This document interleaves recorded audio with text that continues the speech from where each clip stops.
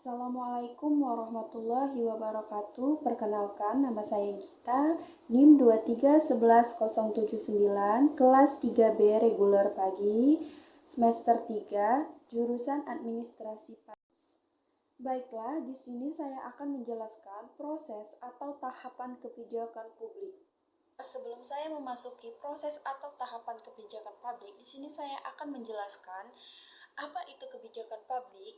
Kebijakan publik adalah tindakan pemerintah untuk memecahkan masalah publik, baik secara langsung maupun melalui lembaga pemerintah. Kebijakan publik merupakan salah satu alat yang digunakan pemerintah untuk membawa masyarakat menuju kehidupan yang lebih baik. Setiap tahapan dalam proses kebijakan publik saling terkait dan mempengaruhi tahapan berikutnya. Dalam proses kebijakan publik, ada beberapa hal yang harus diperhatikan, yaitu yang pertama, kebijakan substantif. Kebijakan yang mengatur apa yang ingin dilakukan oleh pemerintah dan mengalokasikan keuntungan dan kerugian kepada masyarakat. Setiap tahapan dalam proses kebijakan publik saling terkait dan mempengaruhi tahapan berikutnya. Dalam proses kebijakan publik, ada beberapa hal yang harus diperhatikan, yaitu yang pertama, kebijakan substantif. Kebijakan yang mengatur apa yang ingin dilakukan oleh pemerintah dan mengalokasikan keuntungan dan kerugian kepada masyarakat. Tahapan yang kedua, kebijakan distributif. Kebijakan yang mengalokasikan pelayanan atau manfaat kepada segmen tertentu masyarakat. Dan yang ketiga, kebijakan material dan simbolik. Kebijakan yang memberikan keuntungan sumber daya atau manfaat simbolis kepada kelompok sasaran. Dan yang keempat, kebijakan public goods. Kebijakan yang mengatur pemberian barang atau pelayanan. Tahapan yang keenam, kebijakan private goods.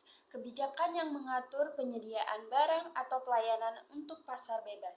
Dari 6 proses tahapan kebijakan publik tadi, studi kebijakan publik melihat proses pembentukan kebijakan sebagai suatu proses siklus, di mana terdapat berbagai tahapan yang pasti dan berulang kembali.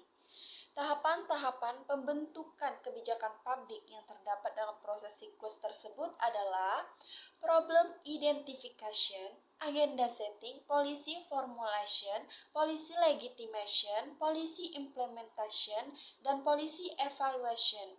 Satu demi satu tahapan dalam proses pembentukan kebijakan publik menunjukkan bahwa suatu tahapan proses kebijakan publik terkait dengan tahapan yang sebelumnya dan mempengaruhi tahapan yang selanjutnya. Adanya siklus kebijakan memberikan keuntungan antara lain untuk membantu mempermudah kompleksitas perumusan kebijakan publik, memberikan kesempatan yang bagus untuk melakukan kajian-kajian kebijakan publik yang relevan secara sistematis dan analitis sesuai dengan batasan area, dan sebagai tolak ukur untuk menilai efektivitas dan efisiensi sebuah kebijakan dilihat berdasarkan masing-masing tahapan itu. Tidak terimplementasikannya suatu kebijakan itu berarti bahwa kebijakan itu tidak dilaksanakan sesuai dengan direncanakan. Sedangkan implementasi yang tidak berhasil biasanya terjadi bila suatu kebijakan tertentu telah dilaksanakan sudah sesuai rencana. Baiklah, sekian materi yang telah saya paparkan tadi. Semoga bermanfaat untuk kita semua. Saya akhiri dengan Assalamualaikum warahmatullahi wabarakatuh. That's all and thank you.